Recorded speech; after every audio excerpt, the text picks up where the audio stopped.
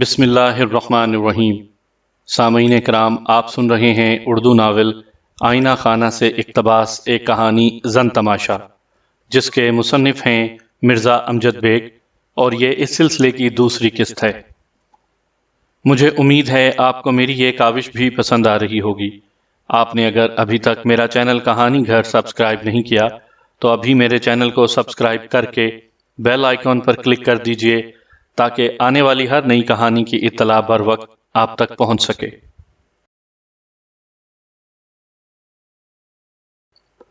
عاصم اور نائلہ کے تعلقات کا علم ہونے سے پہلے وہ نائلہ سے اس قدر عاجز آ چکا تھا کہ اس نے بیٹی کے لیے دل کا آخری دروازہ بھی بند کر دیا تھا۔ وہ چاہتا تو اسے یوں ہی بھٹکنے کے لیے چھوڑ دیتا، مگر اب اس نے اپنے دل میں نائلہ کے لیے کچھ گنجائش نکال لی تھی۔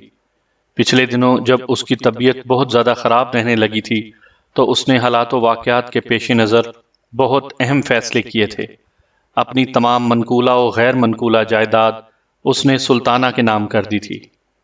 کاروں کا کاروبار فضیلہ کے نام کر دیا تھا۔ نائلہ کاروبار اور جائیداد کی منتقلی سے قطعی بے خبر تھی۔ اس کی ایک وجہ یہ بھی تھی کہ وہ گھریلو معاملات اور کاروباری امور میں ہمیشہ عدم دلچسپی کا مظاہرہ کرتی تھی، جبکہ فضیلہ ہر معاملے میں باپ کا ہاتھ بٹانے کی کوشش کرتی تھی۔ تاہم اب صورتحال ذرا تبدیل ہو گئی تھی۔ شیخ مقبول نے فیصلہ کیا تھا کہ حج سے واپسی پر وہ عاصم سے نائلہ کے معاملے پر تفصیلی بات کرے گا، مگر تقدیر اس کے فیصلے پر مسکرا رہی تھی۔ انسان پتہ نہیں کیا کیا سوچتا ہے، مگر ہوتا وہی ہے جو ہونا ہوتا ہے۔ شیخ مقبول کو حج سے واپسی نصیب ہی نہیں ہوئی۔ دوران طواف بیت اللہ میں اس کی حرکت قلب جواب دے گئی۔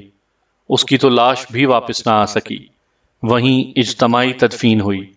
اپنی موت سے پہلے شیخ صاحب نے کاروبار اور جائیداد کے بارے میں جو خفیہ فیصلے کر رکھے تھے وہ زیادہ دیر تک پوشیدہ نہ رہ سکے۔ جب نائلہ کو پتہ چلا کہ اسے دودھ کی مکھی کی طرح نکال پھینکا گیا ہے تو وہ چراغ پا ہو گئی۔ اس نے ستیلی ماں اور بہن کو بے نقط سنائیں اور اپنے ساتھ ہونے والی زیادتی کا ذمہ دار انہیں ہی ٹھہرایا۔ نائلہ کے نام سے شیخ مقبول نے 1,00,000 روپے کے ڈیفنس سیونگ سرٹیفکیٹس لے رکھے تھے۔ جب سلطانہ نے وہ سرٹیفکیٹس اسے دینا چاہے تو اس نے جھپٹ کر وہ سرٹیفکیٹس اپنی ستیلی ماں کے ہاتھ سے چھین لیے، پھر ان کے پرزے پرزے کرتے ہوئے اس کے منہ پر اچھال دیا۔ یہ بھی تم ہی رکھو، میں کوئی بھیک منگی نہیں ہوں، نائلہ نے تنتناتے ہوئے کہا۔ مجھ پر رحم کھانے کی ضرورت نہیں ہے۔ سلطانہ نے کہا، خدا گواہ ہے کہ ہمیں کچھ معلوم نہیں تھا کہ تمہارے ابا نے تمہارے لیے کچھ نہیں چھوڑا۔ تم جھوٹ بولتی ہو، نائلہ نے غصے سے کہا۔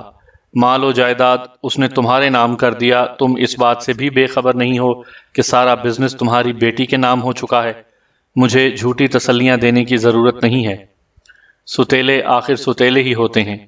تم دونوں کے مکروہ چہرے میرے سامنے واضح ہو چکے ہیں۔ تم خوامخواہ غلط فہمی کا شکار ہو رہی ہو نائلہ۔ فضیلہ نے کہا، ہم نے کبھی تمہارے لیے برا نہیں سوچا۔ بس بس، مجھے ایسی ہمدردی کی ضرورت نہیں ہے، نائلہ نے ہاتھ ہوا میں لہراتے ہوئے کہا۔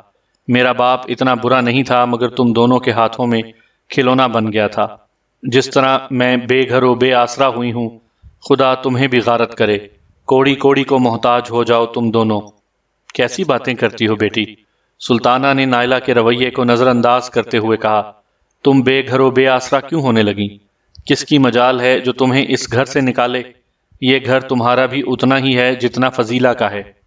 غصہ تھوک دو اور ٹھنڈے دل سے صورتحال پر غور کرو۔ ہم تمہارے دشمن تھوڑی ہیں۔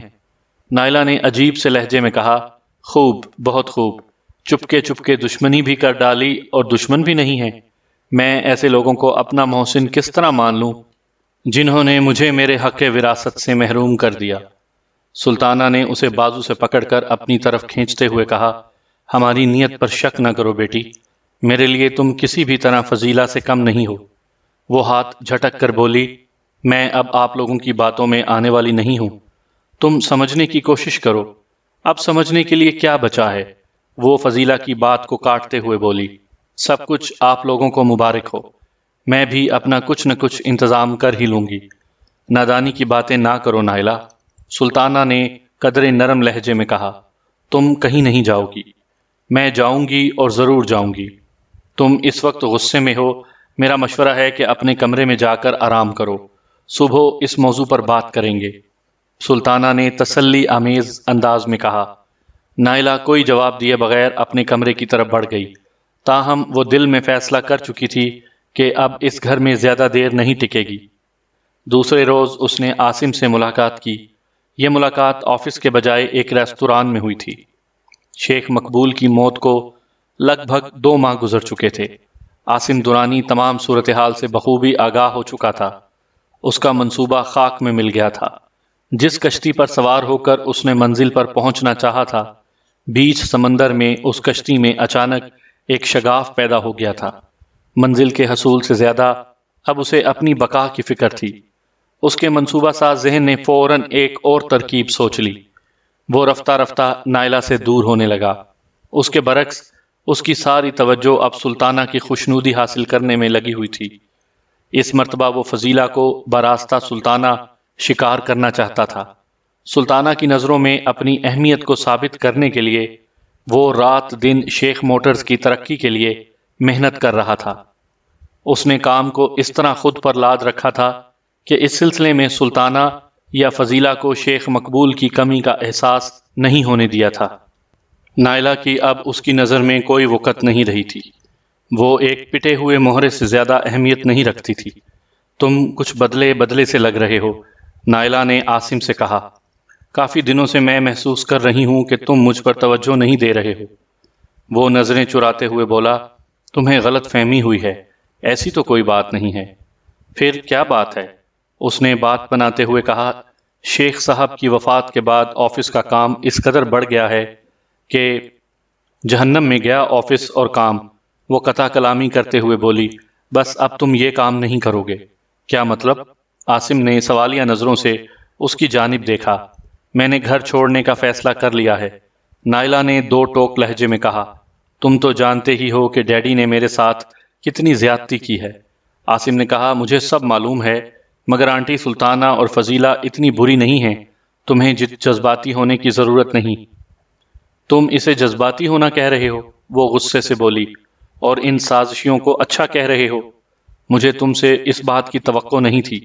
میں نے کوئی غلط بات تو نہیں کی؟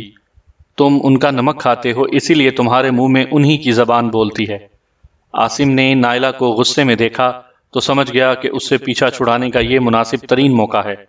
جواباً وہ بھی دھاڑتے ہوئے بولا، تمہیں شرم آنی چاہیے ایسی باتیں کرتے ہوئے، تم میری توہین کر رہی ہو، اور تم تو میری عزت افزائی کر رہے ہو نا۔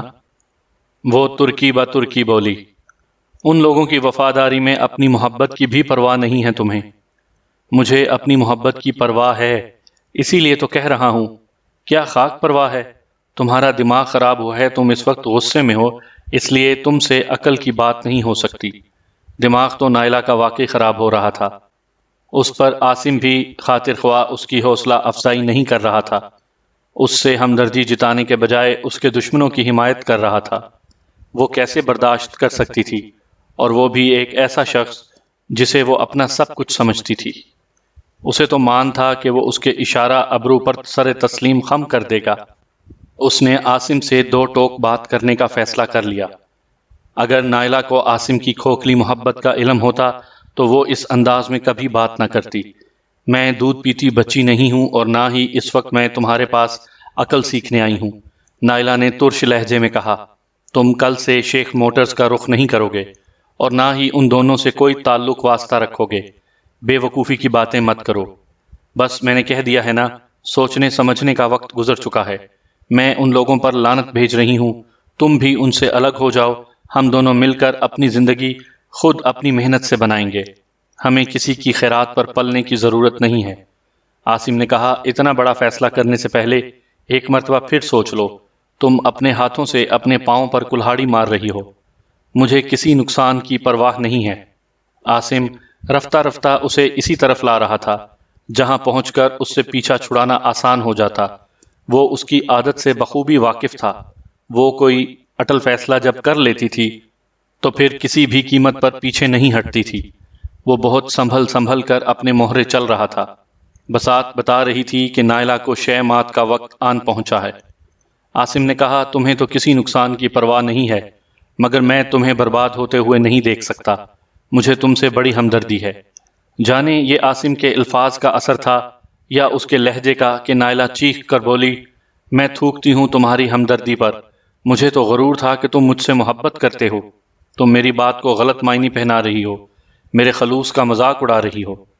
وہ اس کی بات کو نظر انداز کرتے ہوئے بولی، سب کو مجھ سے ہمدردی ہے، وہ دونوں مجھ پر رحم کھا کر مجھے گھر میں رکھنے کو تیار ہیں، تمہیں بھی مجھ پر ترس آ رہا ہے، کاش میں نے تمہیں دل میں جگہ نہ دی ہوتی۔ ایک لمحے کو رک کر وہ ڈرامائی انداز میں بولی، عاصم تم مجھے اچھی طرح جانتے ہو، میں اگر تمہیں دل میں بٹھا سکتی ہوں تو وہاں سے تمہیں نکالتے ہوئے بھی مجھے کسی دشواری کا سامنا نہیں کرنا پڑے گا۔ تمہیں معلوم ہے کہ میں ضد کی کتنی پکی ہوں، مجھے کبھی آزمائش میں مبتلا نہ کرنا ورنہ پچھتاؤ گے۔ عاصم کے دل میں تو لڈو پھوٹ رہے تھے، مگر اس نے اندرونی جذبات کو چہرے سے ظاہر نہیں ہونے دیا، ورنہ بنا بنایا کھیل پل بھر میں بگڑ جاتا۔ ویسے اب اسے کسی بات کی ذرا بھی پرواہ نہیں تھی، وہ اپنے حصے کا کام ختم کر چکا تھا، تاہم وہ آخری مرحلے تک کوئی بدمزگی نہیں چاہتا تھا۔ تمہیں میری محبت کا یقین نہیں ہے کیا؟ وہ شکایت آمیز نیم سوالیہ لہجے میں بولا، جو آزمائش پر پوری نہ اترے وہ محبت ہی کیا ہے؟ تم نے مجھے سخت تکلیف پہنچائی ہے۔ وہ طنزیہ لہجے میں بولی، میں نے سچی بات کی ہے اور سنا ہے سچ بہت کڑوا ہوتا ہے۔ عاصم نے شاکی نظروں سے نائلہ کی جانب دیکھا اور چہرہ دونوں ہاتھوں میں چھپا لیا۔ نائلہ نے طنز کا ایک اور تیر برساتے ہوئے کہا، کیا ہوا؟ اب مجھ سے نظر ملانے کی تاب بھی نہیں ہے؟ وہ چہرے سے ہاتھ ہٹاتے ہوئے گمبھیر لہجے میں گویا ہوا، نائلہ مجھے تم سے اس رویے کی توقع نہیں تھی۔ محبت کی عمارت اعتماد کے ستونوں پر استوار ہوتی ہے۔ اعتماد انسان کے عمل سے پیدا ہوتا ہے اور عمل کا دار و مدار نیت پر ہوتا ہے۔ تم نے میری نیت پر شک کر کے میری محبت کی فلک بوس عمارت کو آج زمین بوس کر دیا ہے۔ اب میں یہاں ایک لمحہ بھی نہیں رک سکتا۔ I am very depressed. پھر وہ اٹھ کر کھڑا ہو گیا۔ اصولی طور پر تو اس موقع پر نائلہ کو سمجھ بوجھ سے کام لیتے ہوئے مصلحت کا دامن ہاتھ سے نہیں چھوڑنا چاہیے تھا، مگر ہوا اس کے برعکس۔ وہ جذبات سے مغلوب ہو کر عاقبت نااندیشی کا مظاہرہ کر بیٹھی، گویا عاصم جو چاہتا تھا نائلہ نے ویسا ہی رد عمل ظاہر کیا۔ وہ اپنی جگہ پر بیٹھے بیٹھے بولی، جاتے ہو تو جاؤ، مگر اتنی بات سنتے جاؤ کہ میں تمہیں سوچنے کے لیے ایک دن دیتی ہوں۔ میں کل صبح گھر پر تمہارا انتظار کروں گی۔ اگر تمہیں واقعی مجھ سے محبت ہے تو کل دفتر جانے کے بجائے میرے پاس چلے آنا، ہم ان لوگوں پر لعنت بھیج کر اپنی نئی زندگی کا آغاز نئے سرے سے کریں گے۔ ایک لمحے کا توقف کر کے وہ عاصم کی آنکھوں میں جھانکتے ہوئے سرسراتی آواز میں بولی، اور اگر تم نہ پہنچے تو میں سمجھ لوں گی کہ تمہاری محبت ایک ڈھونگ تھا، ایک دھوکہ تھا۔ اس کے بعد تم مجھے کبھی اپنی شکل نہ دکھانا۔ اپنی بات ختم کر کے نائلہ نے گردن جھکا لی۔ عاصم تیز تیز قدم اٹھاتا ہوا ریستوران سے باہر نکل گیا۔ اس کا تیر نشانے پر بیٹھ چکا تھا۔ اس روز کے بعد سے ان کا سامنا نہیں ہوا۔ نائلہ شکستہ دل کے ساتھ اپنے ماموں کے یہاں گلشن اقبال میں اٹھائی تھی۔ فضیلہ اور سلطانہ نے ایک دو بار اسے واپس بلانے کی بھی کوشش کی، مگر اس نے ان کی ایک نہ مانی، بلکہ ایک مرتبہ تو انہیں بری طرح بے عزت کر کے گھر سے نکال دیا۔ اس کے بعد انہوں نے ادھر کا رخ نہ کیا۔ عاصم نے اپنی زندگی بیگم مقبول کی خدمت کے لیے وقف کر دی تھی۔ وہ سلطانہ کی آنکھ کا تارا بنا ہوا تھا۔ کاروبار شب و روز ترقی کی منزلیں تیز رفتاری سے طے کر رہا تھا۔ عاصم اپنی منزل سے 2 گام دور تھا کہ بیگم مقبول کا انتقال ہو گیا۔ اس سانحے نے اس کی مشکل آسان کر دی۔ اس کٹھن مرحلے پر فضیلہ عاصم کے کندھوں کا سہارا لینے پر مجبور ہو گئی۔ 1 سال کے اندر اندر وہ شادی کے بندھن میں بندھ چکے تھے۔ اب شیخ مقبول کی تمام دولت و جائیداد اور کاروبار کی بلا شرکت غیر مالک و مختار صرف اور صرف فضیلہ تھی، جو اپنے تمام جملہ حقوق بنام عاصم درانی تفویض کر چکی تھی۔ یہ عاصم کا خیال تھا، جو کچھ ہی عرصے بعد خیال خام ثابت ہوا۔ شادی کے 2 ماہ بعد ہی عاصم کو اندازہ ہو گیا کہ اسے کوئی سوا سیر مل گیا ہے۔ وہ فضیلہ کو ترنے والا سمجھا تھا، مگر وہ اس کے حلق کی ہڈی ثابت ہو رہی تھی، جسے نہ نگلتے چین تھا نہ اگلتے قرار۔ فضیلہ کے نزدیک عاصم کی حیثیت ایک انتہائی وفادار قابل احترام ملازم سے زیادہ نہیں تھی۔ وہ فضیلہ کے ساتھ اس کے شوہر کی حیثیت سے ایک شاندار بنگلے میں رہ تو رہا تھا، مگر اس نے مالی تصرف کے جو خواب برسوں اپنی آنکھوں میں سجائے تھے وہ اب چکنا چور ہو چکے تھے۔ مالیاتی امور سب فضیلہ کے ہاتھ میں تھے اور وہ اسے محض خرچہ پانی کے لیے ایک معقول رقم دیتی تھی جو عاصم کی نظر میں بھیک سے زیادہ کچھ نہیں تھی۔ پھر ایک روز فضیلہ اپنے بیڈ روم میں مردہ پائی گئی۔ سامعین کرام، آپ یہ کہانی میرے چینل کہانی گھر پر سن رہے ہیں۔ آپ نے اگر ابھی تک میرا چینل کہانی گھر سبسکرائب نہیں کیا تو ابھی میرے چینل کو سبسکرائب کر کے بیل آئیکن پر کلک کر دیجئے تاکہ آنے والی ہر نئی کہانی کی اطلاع بر وقت آپ تک پہنچ سکے۔ یہ تھے وہ حالات و واقعات جن کے پیش نظر رمضانی صاحب نے مجھ سے ملاقات کی تھی۔ وہ مرحوم شیخ مقبول احمد کے بہت قریبی دوست تھے۔ اس حوالے سے مقتولہ فضیلہ کو وہ اپنی بیٹی ہی سمجھتے تھے۔ وہ چاہتے تھے کہ میں فضیلہ کے قاتل کو قرار واقعی سزا دلواؤں۔ رمضانی صاحب کو یقین کامل تھا کہ فضیلہ کو اس کے شوہر عاصم ہی نے موت کے گھاٹ اتارا تھا۔ انہوں نے اپنے وثوق کے سلسلے میں جو دلائل دیے تھے ان سے میں قائل ہو گیا تھا۔ اس کے علاوہ بھی انہوں نے مجھے بہت کارآمد معلومات مہیا کی تھیں جن کی بنا پر میں نے یہ کیس لینے پر حامی بھر لی تھی۔ ان حیرت انگیز معلومات کا ذکر عدالت کی کارروائی کے دوران میں مناسب موقع پر کیا جائے گا۔ میں نے وکالت نامہ نکال کر رمضانی صاحب کے سامنے رکھ دیا۔ اسے ذرا پر کر دیں اور نیچے دستخط بھی کر دیں۔ انہوں نے وکالت نامہ اور قلم میرے ہاتھ سے لے لیا اور مختلف کالموں کا اندراج کرنے لگے۔ فیس کے بارے میں انہوں نے مجھے بات کرنے کا موقع ہی نہیں دیا تھا۔ وکالت نامہ پر کرنے کے بعد انہوں نے ایک پھولا ہوا لفافہ جیب میں سے نکال کر میری جانب بڑھا دیا۔ یہ آپ کی خدمت میں ایک حقیر سا نذرانہ ہے۔ انہوں نے کہا، یہ صرف آپ کے لیے ہے۔ اس کے علاوہ عدالتی اخراجات اور دیگر قانونی معاملات کے سلسلے میں بھی جو رقم خرچ ہوگی وہ میں ادا کروں گا۔ میں نے ان کا شکریہ ادا کیا، پھر ان کے ذمے 2-3 نہایت اہم کام لگا دیے۔ آپ 2-3 روز میں مجھ سے دفتر میں آ کر ملیں، میں نے اٹھتے ہوئے کہا۔ جب تک میں کیس کی ابتدائی تیاری کر لیتا ہوں اس وقت تک میں نے آپ کو جو کام سونپے ہیں وہ ضرور ہونا چاہیے۔ آپ فکر ہی نہ کریں بیگ صاحب، رمضانی صاحب نے کہا۔ اس کے بعد میں رمضانی صاحب سے رخصت کی اجازت لے کر وہاں سے چلا آیا۔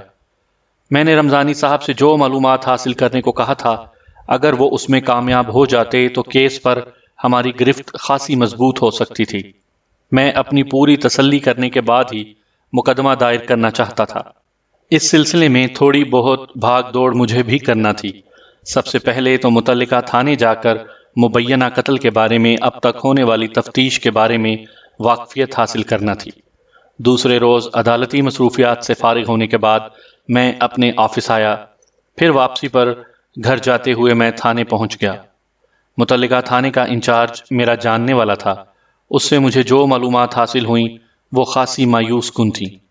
پولیس کے مطابق فضیلہ کا قتل ڈکیتی کی ایک واردات کے دوران میں ہوا تھا۔ دن دہاڑے کچھ مسلح ڈاکو بنگلے میں گھس آئے تھے۔ بنگلے کی مالکہ فضیلہ کی مزاحمت پر انہوں نے اسے گولی مار دی اور نقدی زیورات لے کر چلتے بنے۔ ان دنوں شہر میں اس قسم کی وارداتیں کچھ زیادہ ہی ہو رہی تھیں، اس لیے پولیس نے بھی ذہن اور جسم کو تھکانے کی زحمت گوارا نہ کی اور مقتولہ کے شوہر کی ایما پر نامعلوم ڈاکوؤں کے خلاف رپورٹ درج کر کے ان کی تلاش شروع کر دی۔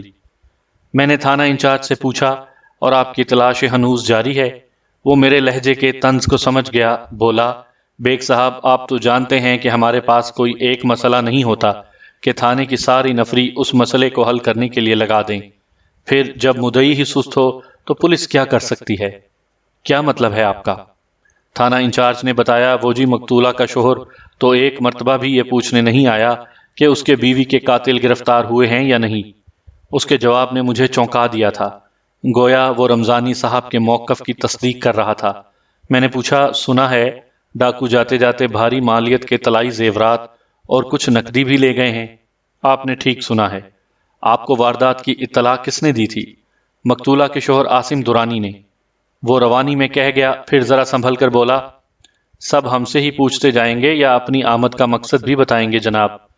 آپ خاصے سمجھدار ہیں، میں نے اس کی آنکھوں میں جھانکتے ہوئے کہا۔ میرا خیال ہے کہ آپ میری آمد کا مقصد یقیناً بھانپ گئے ہوں گے۔ وہ زیر لب مسکراتے ہوئے بولا، اگر میں غلطی نہیں کر رہا ہوں تو آپ گڑے مردے اکھاڑنے کا ارادہ رکھتے ہیں۔ بھئی جب آپ مردوں کو یوں ہی شرافت سے گاڑ دیں گے تو پھر ہمیں ہی کچھ کرنا پڑے گا۔ وہ معنی خیز انداز میں سر ہلانے لگا۔ میں نے پوچھا، مقتولہ کا پوسٹ مارٹم تو ہوا ہوگا؟ یقیناً ہوا تھا۔ اس کی رپورٹ کیا بتاتی ہے؟ وہ بولا، پوسٹ مارٹم کی رپورٹ بہت سادہ ہے۔ مقتولہ کی موت دوپہر 2 اور 3 بجے کے درمیان واقع ہوئی ہے۔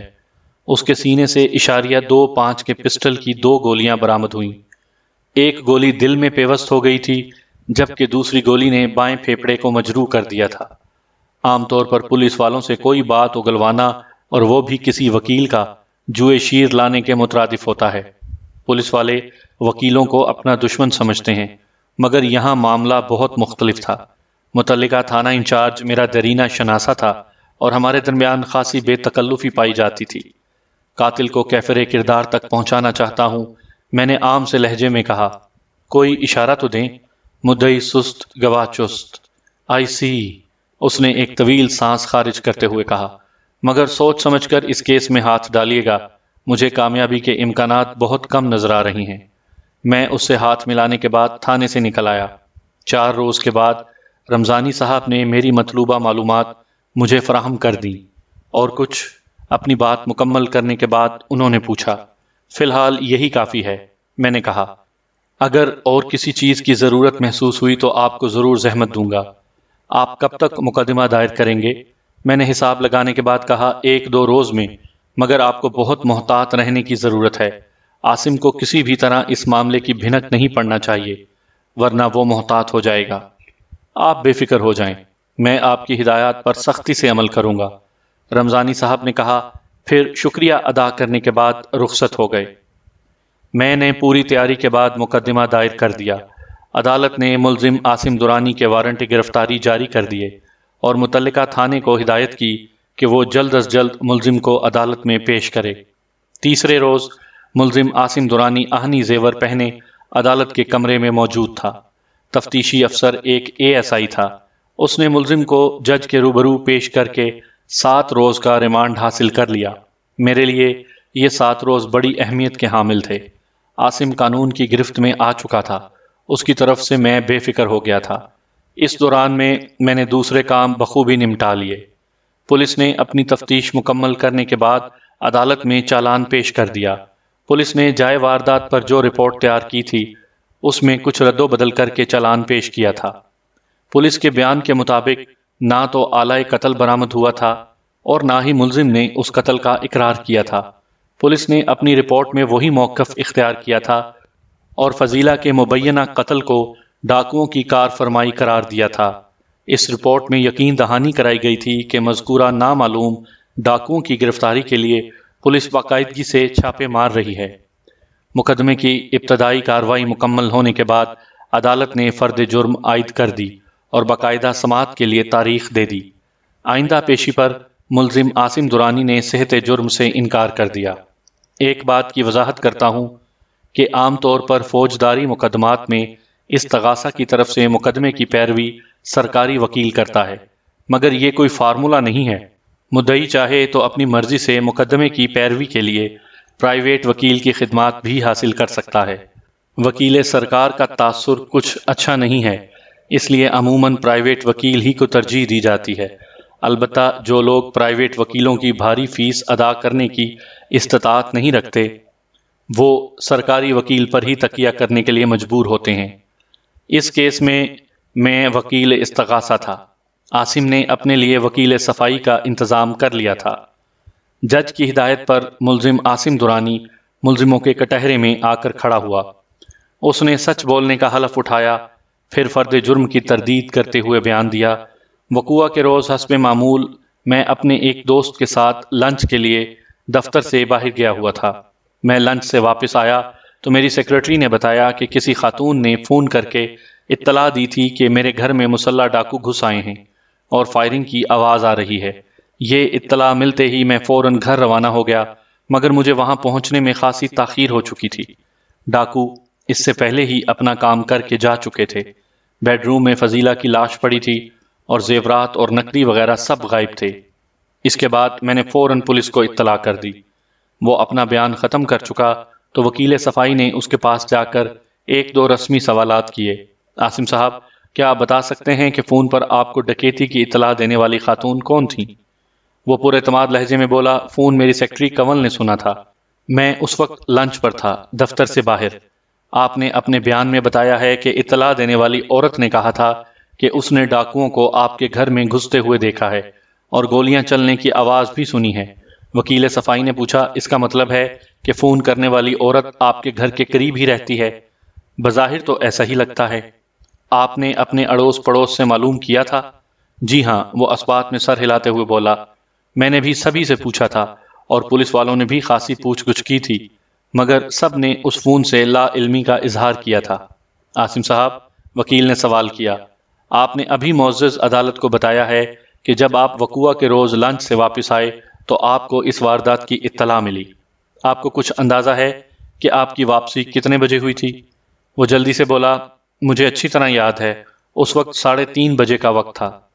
وکیل صفائی نے طنزیہ انداز میں میری جانب دیکھا، پھر اگلا سوال کیا، عاصم صاحب، آپ کی رہائش کس علاقے میں ہے؟ نارتھ ناظم آباد میں۔ اور آپ کا دفتر؟ عاصم نے جواب دیا، خالد بن ولید روڈ پر۔ عموماً آپ کو دفتر سے گھر پہنچنے میں کتنا وقت لگتا ہے؟ تقریباً نصف گھنٹہ۔ وکیل صفائی نے کہا، یعنی وقوعہ کے روز جب آپ گھر پہنچے تو تقریباً 4 بج رہے ہوں گے؟ جی ہاں، آپ کہہ سکتے ہیں۔ عاصم نے کچھ سوچنے کے بعد کہا، میں اطلاع ملتے ہی دفتر سے روانہ ہو گیا تھا۔ Here is point your owner, وکیل صفائی جج کی جانب مڑتے ہوئے بولا، پوسٹ مارٹم کی رپورٹ بتاتی ہے کہ مقتولہ فضیلہ کی موت 2 اور 3 بجے کے دوران میں واقع ہوئی ہے۔ یہی وہ وقت ہے جب میرا موکل اپنے ایک معزز دوست کے ساتھ لنچ میں مصروف تھا۔ پھر جب وہ گھر پہنچا تو اس کی بیوی کو موت سے ہمکنار ہوئے کم از کم 1 گھنٹہ اور زیادہ سے زیادہ 2 گھنٹے گزر چکے تھے۔ اس سے یہ بات ظاہر ہوتی ہے کہ یہ قتل اس نے نہیں کیا، وہ بے گناہ ہے، اسے کسی گہری سازش کے تحت پھانسنے کی کوشش کی گئی ہے۔ میری معزز عدالت سے استدعا ہے کہ میرے موکل کی درخواست ضمانت قبول کی جائے۔ میں نے اپنی جگہ سے اٹھ کر کھڑے ہوتے ہوئے کہا، جناب اعلیٰ، ابھی تو اس مقدمے کی سماعت شروع ہوئی ہے، جیسے جیسے کارروائی آگے بڑھے گی نئے انکشافات سامنے آئیں گے۔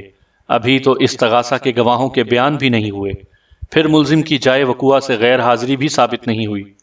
اس دوران میں اگر وہ کسی دوست کے ساتھ لنچ میں مصروف تھا تو یہ بات عدالت میں ثابت کرنا پڑے گی۔ عدالت ہر بات کا ثبوت مانگتی ہے۔ یور آنر، سر دست ملزم کی ضمانت قبول کرنا انصاف کے اصولوں کے منافی ہوگا۔ وکیل صفائی نے کہا، اگر ابھی تک یہ بات ثابت نہیں ہوا کہ ملزم بے گناہ نہیں ہے تو یہ بھی ثابت نہیں ہوا کہ ملزم گنہگار ہے۔ بجا فرمایا میرے دوست، میں نے وکیل صفائی کی طرف دیکھتے ہوئے کہا، اس بات کا فیصلہ کرنا تو معزز عدالت کا کام ہے، ہم دونوں تو اپنے اپنے موقف کی حمایت میں دلائل ہی دے سکتے ہیں۔ اس کے ساتھ ہی عدالت کا وقت ختم ہو گیا۔ جج نے میری جانب دیکھتے ہوئے کہا، وکیل صاحب، آپ آئندہ پیشی پر استغاثہ کے گواہوں کو بھگتا لیں۔ جناب اعلیٰ، میں نے استغاثہ کے 2 گواہوں کا ذکر کیا ہے، لیکن میرے خیال میں صرف ایک ہی سے کام چل جائے گا۔ آئندہ پیشی پر میں فی الحال اپنے موکل اور استغاثہ کے سب سے اہم اور معتبر گواہ ڈاکٹر رمضانی کو پیش کرنا چاہتا ہوں۔ اگر ضرورت پڑی تو دوسرے کو زحمت دینا پڑے گی۔ جیسی آپ کی مرضی، جج نے سرسری لہجے میں کہا اور عدالت برخاست کرنے کا اعلان کر دیا۔ ملزم عاصم درانی کو جوڈیشل ریمانڈ پر جیل بھیج دیا گیا۔ آئندہ تاریخ 15 روز بعد کی تھی۔ منظر اسی عدالت کا تھا اور گواہوں کے کٹہرے میں میرا موکل ڈاکٹر رمضانی کھڑا تھا۔ ڈاکٹر رمضانی نے حلف اٹھانے کے بعد ایک لمبا چوڑا بیان دیا، جس میں سے زیادہ تر باتیں وہی تھیں جو اس کہانی کے ابتدائی صفحات میں لکھ چکا ہوں۔ مقتولہ فضیلہ اور ملزم عاصم درانی کا تفصیلی پس منظر بیان کرنے کے بعد ڈاکٹر رمضانی نے ملزم کے کردار نگاری کرتے ہوئے بتایا، یور آنر، ملزم ایک انتہائی مکار، عیار اور چالاک شخص ہے۔ وہ ایک لالچی مگر متحمل مزاج منصوبہ ساز ہے۔ اس نے میرے دوست کے مال و جائیداد پر قبضہ کرنے کے لیے پہلے اس کی بڑی بیٹی نائلہ پر جاڑ ڈالا، لیکن جب یہ حقیقت کھلی کہ شیخ مقبول احمد نے نائلہ کو حق وراثت سے محروم کر دیا ہے اور اپنی زندگی ہی میں وہ اپنا سب کچھ اپنی بیوی اور چھوٹی بیٹی کے نام کر چکا ہے، تو ملزم نے نائلہ کی جانب سے آنکھیں پھیر لیں۔ نائلہ پہلے ہی اپنے باپ، ستیلی ماں اور بہن کی طرف سے لاتعداد بدگمانیوں کا شکار تھی۔ ملزم کی طوطا چشمی نے اسے اس قدر دل برداشتہ کر دیا کہ وہ گھر ہی چھوڑ کر چلی گئی۔ قصہ مختصر، ملزم فضیلہ کو شکار کرنے میں کامیاب ہو گیا۔ ماں کی وفات کے بعد فضیلہ اس دنیا میں تنہا رہ گئی تھی۔ اسے اپنے قریب ہمدرد اور پرخلوص شانہ نظر آیا تو وہ ملزم کا سہارا لینے پر مجبور ہو گئی۔ شادی کے بعد جب ملزم کی لالچی فطرت کھل کر سامنے آئی اور اس کے طور طریقوں سے صاف ظاہر ہونے لگا کہ وہ دولت کا بھوکا ہے اور اسی مقصد کے لیے اس نے مقتولہ فضیلہ سے شادی کی ہے، تو فضیلہ محتاط ہو گئی۔ اس سلسلے میں اس نے ایک دو بار مجھ سے فون پر بات بھی کی تھی اور میں نے اسے مناسب مشورہ بھی دے دیا تھا۔ وقوع سے ایک روز قبل بھی میری مقتولہ سے فون پر بات ہوئی تھی اور اس نے بتایا تھا کہ گزشتہ رات میاں بیوی کے درمیان شدید قسم کا جھگڑا ہو چکا تھا۔ ملزم مقتولہ سے کوئی بھاری رقم مانگ رہا تھا مگر مقتولہ اس کے لیے تیار نہیں تھی۔ تیش کے عالم میں ملزم نے اسے قتل کی دھمکی بھی دی تھی۔ اس کے اگلے ہی روز فضیلہ اپنے بیڈ روم میں مردہ پائی گئی۔ سامعین کرام، آپ سن رہے تھے اردو ناول آئینہ خانہ سے اقتباس ایک کہانی زن تماشا۔ مجھے امید ہے آپ کو میری یہ کاوش پسند آ رہی ہوگی۔ آپ نے اگر ابھی تک میرا چینل کہانی گھر سبسکرائب نہیں کیا تو ابھی میرے چینل کو سبسکرائب کر کے بیل آئیکن پر کلک کر دیجئے تاکہ آنے والی ہر نئی کہانی کی اطلاع بر وقت آپ تک پہنچ سکے۔